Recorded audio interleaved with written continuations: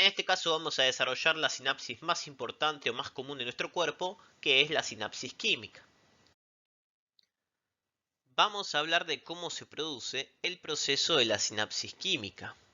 Vamos a tener una neurona de tipo presináptica, que va a ser el terminal axónico en la parte anatómica, y una neurona de tipo posináptica, que va a ser lo que sería la dendrita.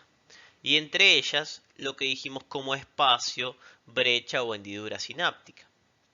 ¿Qué características tenemos con respecto a la neurona presináptica? Ella va a ser la que tenga las vesículas que almacenan los neurotransmisores. O sea, tiene unas vesículas que tienen unos neurotransmisores o unas sustancias químicas que son las encargadas de generar este proceso o esta sinapsis química. Mientras que en la possinapsis vamos a encontrar los receptores que se van a encargar de generar la acción o transmitir ese potencial de acción de un lado a otro. Lo primero que necesito para generar la sinapsis química es un estímulo, o sea, llevar algo de la presinapsis hacia la possinapsis. ¿Cuál sería ese estímulo? El estímulo es el potencial de acción. Yo, cuando tengo un potencial de acción, lo quiero mandar de una neurona a otra con el proceso de sinapsis. Cuando me llega el potencial de acción a este sistema o al terminal axónico, el potencial de acción ¿qué va a hacer? Me va a generar un cambio de voltaje en la membrana. Ese cambio de voltaje en la membrana lo que va a generar es activarme unos canales de calcio voltaje dependientes.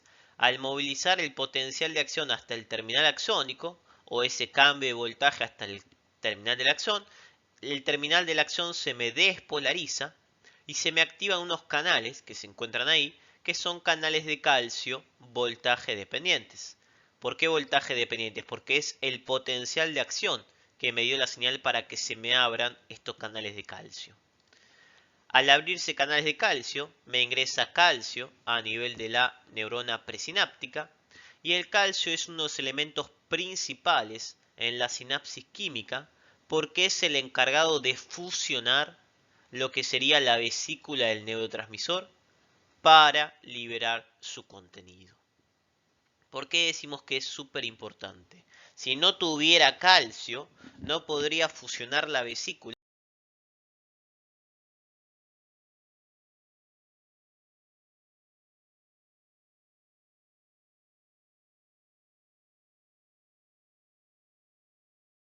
y generar el envío de señales o el proceso de sinapsis.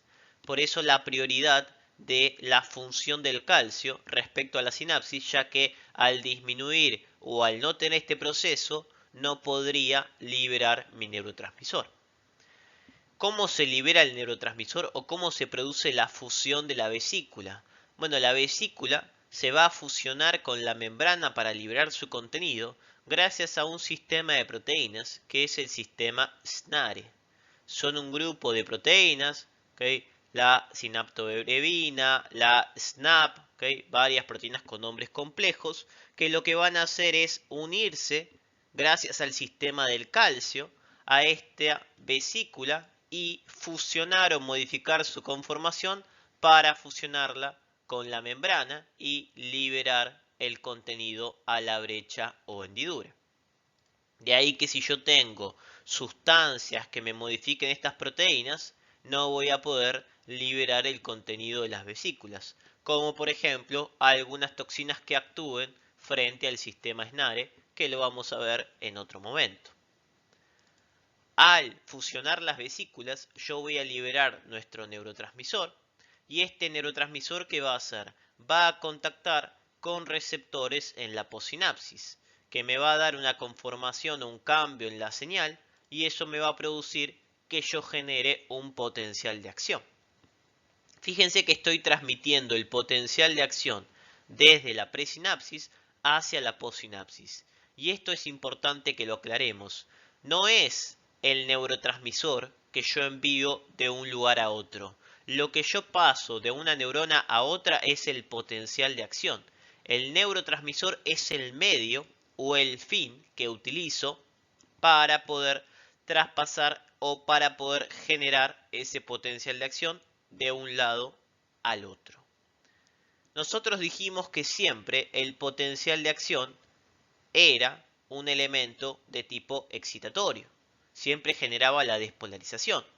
¿Por qué puede haber entonces señales positivas o señales negativas? El potencial de acción siempre era excitatorio. ¿Y de qué depende que se me estimule o se me inhiba otra neurona? Ahí cambia y depende de los receptores. Porque si una sinapsis estimula receptores determinados, puede generar una estimulación. Y si regula receptores negativos, puede generarme una inhibición. De ahí que el cambio o la señal que se me produzca va a depender, como dijimos siempre, funcionalmente por el receptor. Por ejemplo, si yo abro con acetilcolina canales para lo que sería nicotínicos de la acetilcolina, voy a generar una contracción o una excitabilidad o un mensaje positivo a nivel de la possinapsis. En cambio, si yo, por ejemplo, abro canales GABA o contacto con receptores que me abren canales GABA, eso genera que me ingrese cloro, por el GABA pasa cloro, se me negativice la célula y me genere una hiperpolarización. Por lo tanto, me está dando una respuesta de tipo negativa. La respuesta positiva o negativa va a depender específicamente de cómo sea la acción a nivel del sistema de receptores. Ya hablamos de la sinapsis química, vamos a explicarlo esto un poco a nivel de gráficos. Yo voy a tener un potencial de acción que me llega a la presinapsis y este potencial es el que quiero transmitir hacia la posinapsis o hacia la otra neurona. Este potencial de acción que me llega, ¿qué hace? Me despolariza la célula y al despolarizar la célula se me abren unos canales de calcio voltaje dependientes. Al abrir canales de calcio voltaje dependientes genero lo que sería una corriente de entrada de calcio. Empieza a ingresar calcio a la célula y de esa manera, ¿qué hacía el calcio? Agarraba el sistema SNARE, lo activaba y este agarraba la vesícula, la movía hasta la membrana y generaba la fusión. Por lo tanto, requería el calcio para que se me fusione la vesícula y me libere el neurotransmisor.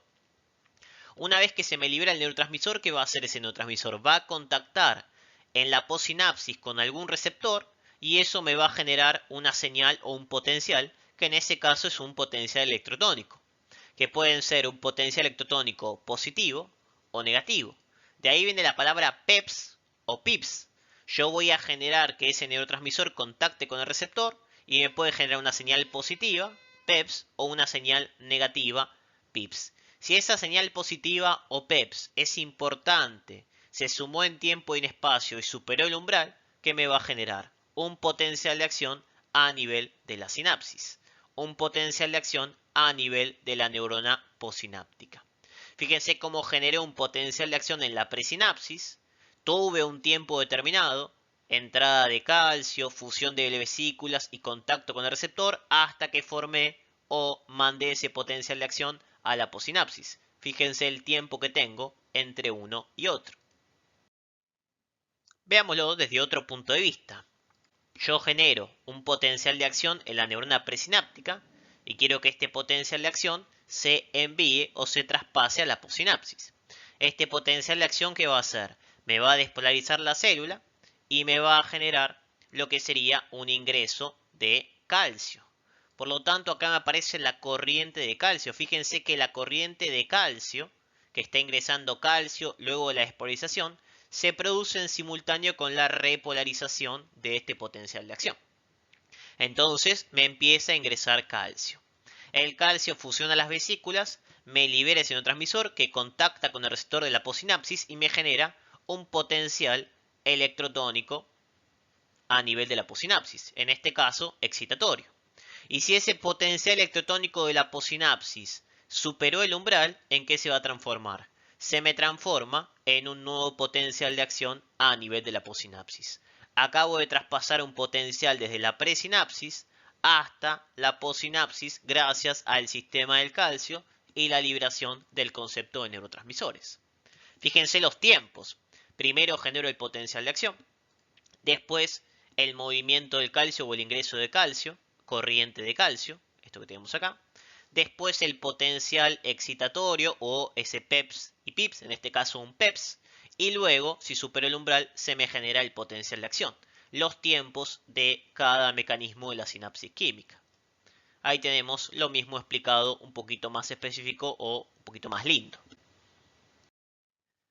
Vimos entonces en esta sinapsis química las tres partes que tiene y qué es lo que va pasando en cada una. Ahora vamos a ir desarrollando mucho más lo que pasa a nivel de la brecha con respecto a sus neurotransmisores y lo que pasa a nivel de la possinapsis con respecto a sus receptores. Muchas gracias.